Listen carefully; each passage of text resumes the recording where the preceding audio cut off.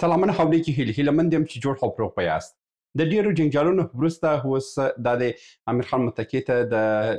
سفر اجازه ورکړه سوه او دی اوس هند کې دی. دغه سفر کې به د هند د ډیرو چارواکو سره هم د لیدنه ولري. نن په دغه ویډیو کې تاسو ته وایم چې هندوستان زموږ سره مینه لري که نه، دلته دی د چین او د پاکستان د حضور څخه ویره لري او غواړي چې په افغانستان کې خپل سیاسي حضور برته راژوندی کړي. نن په دغه ویډیو کې تاسو ته په دغه هکله باندې خبرې کوم چې د هند سیاسي حضور به په افغانستان کې که راسي بیا به د پاکستان دپاره څه معنا ولري، بیا به بلوچ هماغه مرستې چې پخوا وررسېدل د افغانستان له لارې اوس به بیا هغه تازه سي او څنګه چې د پښتنو مشرانو سره هندوستان د افغانستان د لارې اړیکې درلودل، هغه اړیکې به بیا ورته تازه سي که نه. زه پر دغه موضوع باندې خبرې کوو او تر اضافي خبرې تېرېږو. د دې په خاطر باندې چې تاسو پر موضوع باندې دقیقه پوه سئ، تاسو باید زه باید تاسو ته په نقشه باندې د هر څه تاسو ته واضح کړم. لکه څنګه چې تاسو دلته په نقشه کې هم وینئ د هندوستان په دغه سیمه کې پروت دی او دغه سیمه چې د هندوستان دی او دلته پاکستان پروت دی او هاخوا ته افغانستان دی او دې خوا ته مرکزي اسیا هیوادونه دي. دلته ایران دی او ایران چې دی د بندیزونو لاندې دی او هلته اوس تجارتي فعالیتونه په کلي ډول باندې نړیوال بند شوي دي. مخکې له دې چې زه هندوستان په هکله باندې تاسو ته خبرې وکړم، یو خبره باندې تاسو باید پوه سئ چې دا په نړۍ کې چې دا کومه جګړه روانه ده، دا چې یو بل سره ټکي، یو بل سره وژني، یو بل سره دې خواته هاخواته کېږي، که ورور دی که هغه مثلا د کلیوال دې سره مښلي، که سیاسون دې سره مښلي، دا پر څه شي باندې دی؟ هغه یوازې او یوازې پر ګټو باندې دی. هغه ګټه څه شي ده؟ پیسه ده.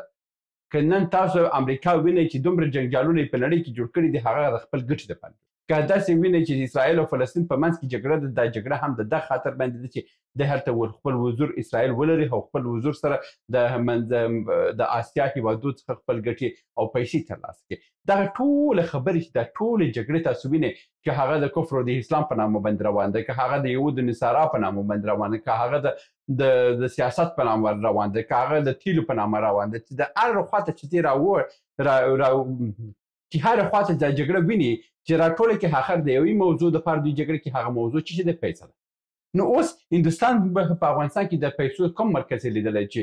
ته وایي چې یاره دا جګړه د هندوستان غواړي چې په افغانستان ته راشي او هلته د پیسې پیدا کېږي. په اصل کې هندوستان سره باید زه اول کې تاسو ته وایم چې په هندوستان کې څه دي چې دوی د نور مارکیټونو ته راسي او د هندوستان مارکیټونه په کوم ځای دي. ګوره اول کې د هندوستان اصلي مارکیټ چې دی هغه امریکا دی. امریکا په دغه ورځ کې خپل مارکیټ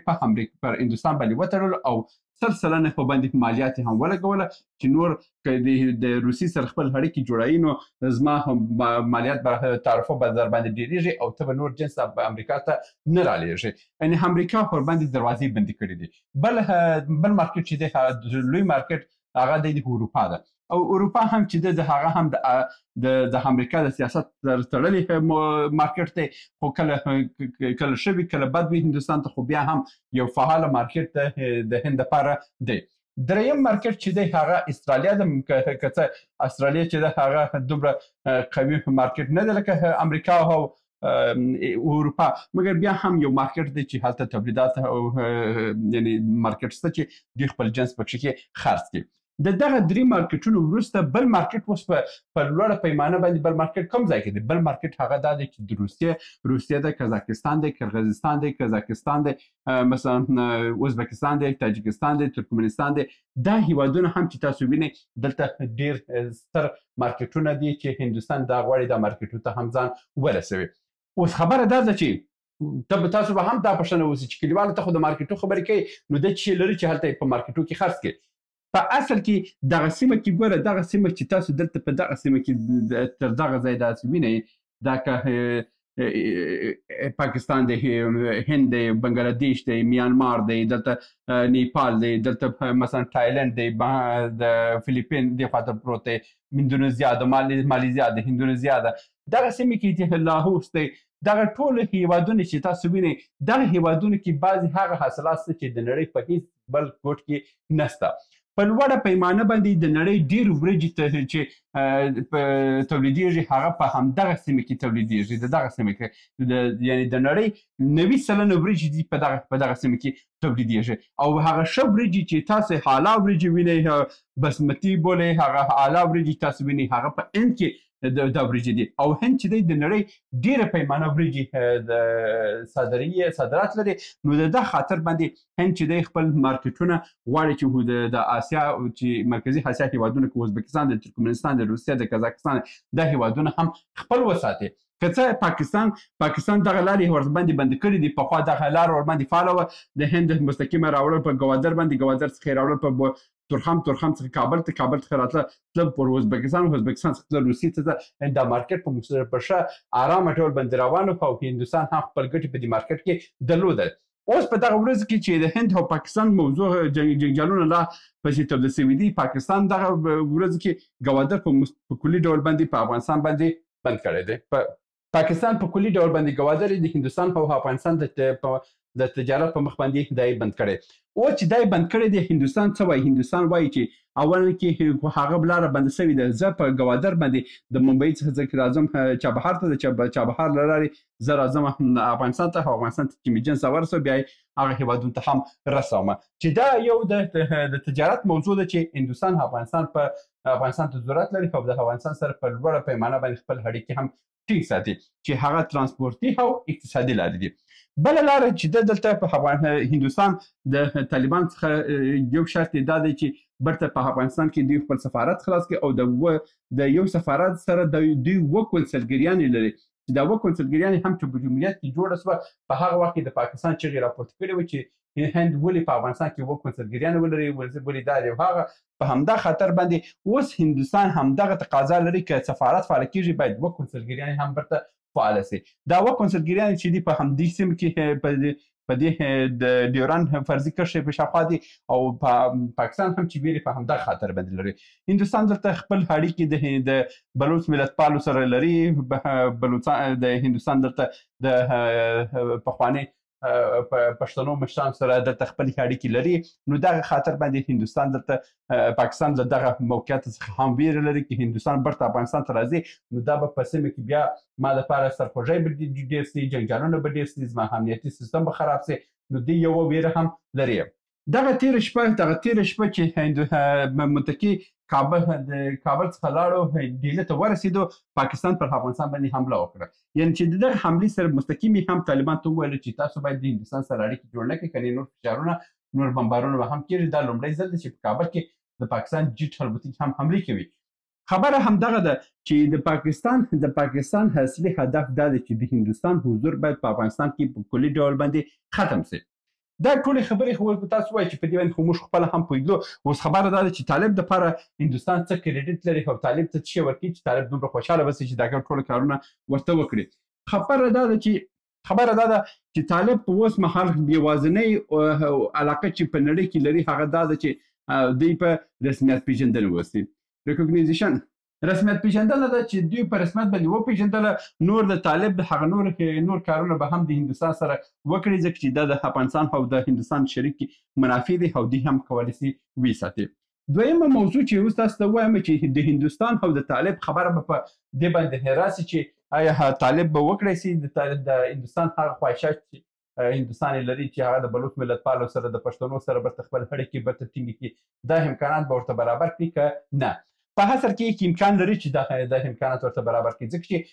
پاکستان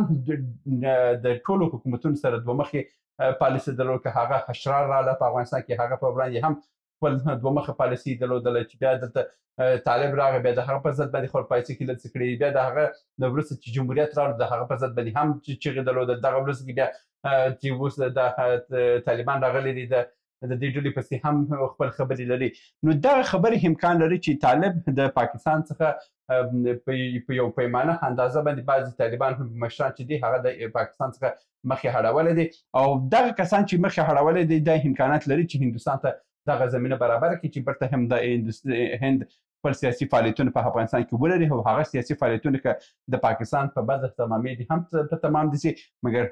په حاصل کې خبره همدغه ده چې هند غواړي چې دغه ځل بیا افغانستان ته راسي او دا ځل که راځي نو د پاکستان دپاره باید لاس سرخوږی وسي ځکه چې په دا نږدې ورځو کې هند پر پاکستان باندې حمله کوي او دا حمله به لږ قویتره وسي تر پخواني حملې او دوی به په دې حملې وسې کړی د پاکستان پوځ به هم لږ کمزوری کړي ځکه چې چینایان او روسان هم په سیمه کې نور د پاکستان داسې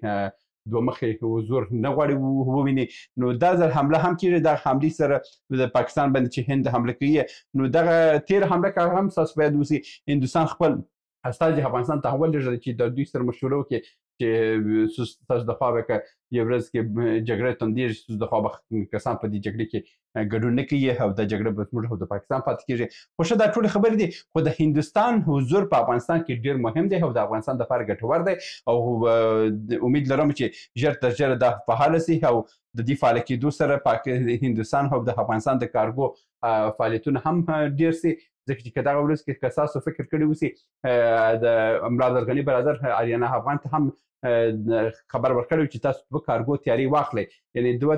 کارګو الوتکې چې اخیستل کېږي خبر همدغه ده چې دلته چې چابهار پر هند باندې اوس بند شوی دی